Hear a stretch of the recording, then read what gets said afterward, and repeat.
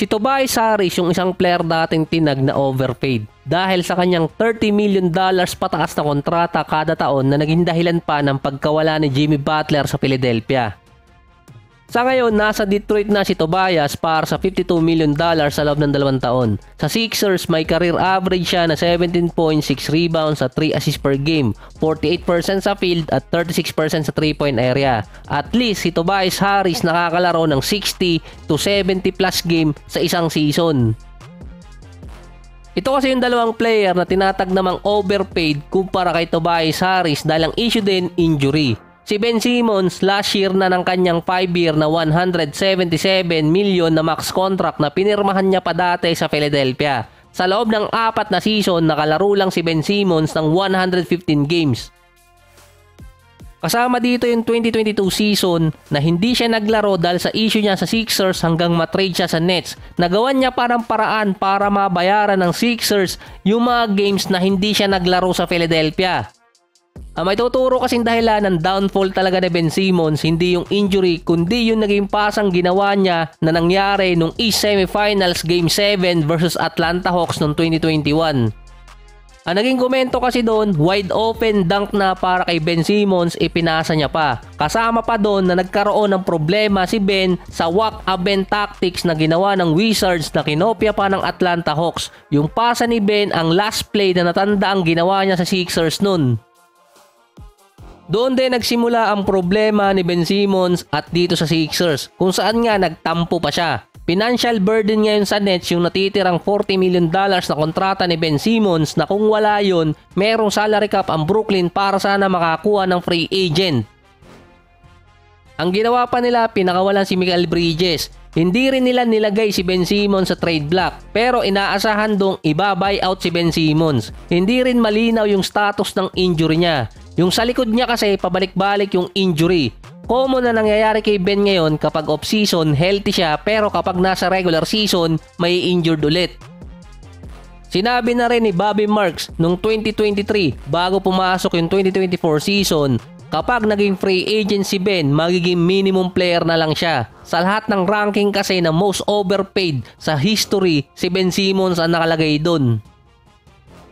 Kaya nga si Shaq hindi na nakapagpigil dati na sinabi niya paano kaya kumita ng $80 million na nakalaro lang ng 55 games. Nasasabihin lang din sumasakit yung likod niya. Dumaan na kasi sa operasyon si Ben Simmons kaso nga lang meron silang pinagkukumparahan, si MPJ. Dahil dati sinabihan na si MPJ na baka hindi makalaro dahil sa nerve damage sa likod. Nagawan pa ng paraan yun, nag-champion pa sa Nuggets. Yung isang player pa doon si Lonzo Ball, $80 million sa loob ng 4 na taon. Last year na rin ang kanyang kontrata, inaccept niya yung player option na $21 million. Nakalaro lang so far si Lonzo ng 35 games. Nagkaroon kasi siya ng injury sa tuhod. Ang tinurong dahilan doon kung bakit na-injured yung tuhod ni Lonzo ay dahil sa sapatos na brand ng tatay niya. Ito rin yung sinabi dati ng Lakers kung bakit nagkaroon ng injury si Lonzo. Ang ginawa naman ni LeVar Ball, tinuro yung Nike na sapatos, yun di umano ang nag-cause ng mga injury kay Lonzo. 2.5 season ang hindi nakakalaro si Lonzo. Nawala din yung pagkakataon ng Bulls na makapasok sa playoffs dahil mataas yung winning rate nila kapag naglalaro siya doon sa team. Pero mismong galing na rin kasi kay Lonzo na defective yung mga sapatos mula sa Big Baller brand.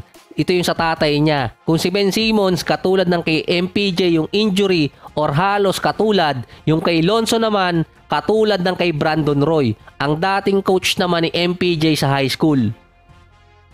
Dumaan kasi sa maraming operasyon si Lonzo, naubos yung cartilage niya sa tuhod. Ito kasi yung tumapos sa karir dati ni Brandon Roy, kaka-opera sa tuhod na wala yung cartilage. Kaya dati napilitang mag-retire noon si Brandon Roy saka bumalik ulit sa Minnesota pero hindi na katulad ng dati. Si Lonzo dumaan din sa tinatawag namang cartilage transplant. Ito yung ginawa dati noong 2023. Bago pa lang pumasok yung 2024 season, sinabi agad ng Bulls na hindi makakalaro nun si Lonzo. Ngayon naman 2025, hindi pa sigurado kung makakapaglaro agad si Lonzo sa start ng season. Pero ang sinabi ng Bulls, makakabalik siya during 2025 season.